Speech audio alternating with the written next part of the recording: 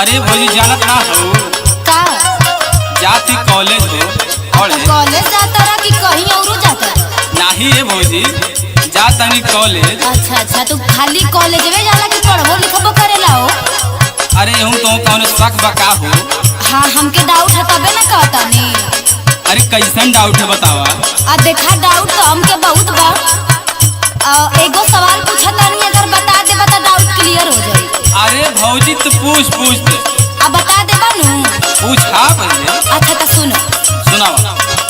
हथवा में के करा हो सोहेला कंगन तक करा सोहेला समी धानो ए देवरू के करा सोहेला समी धानो ए देवरू के करा सोहेला समी धानो ए देवरू के करा सोहेला।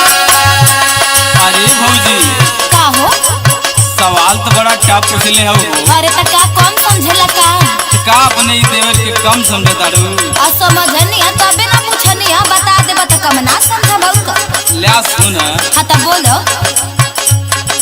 रविदास हथवा में सोहेला कंगन ता भीम जी के हाथे संभी धाना ए भौजी भीम जी के हाथे समी धानो ए भौजी भीम जी के हाथे समी धानो ए भौजी भीम जी के हाथे।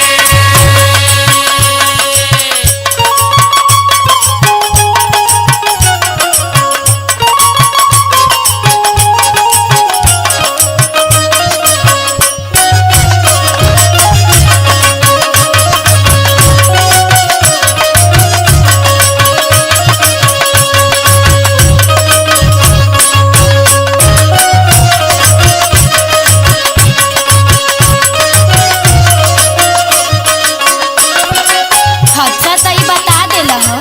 हमके लगत बा कुछ नॉलेज बात तोहरा लगे। बुझ लू। हां त ई त बता देला ई त आसान रही त हर के उ जानेला। आ हाई पूछतानी अगर बता दे बता जान जाए कि हां पढ़ा लिखा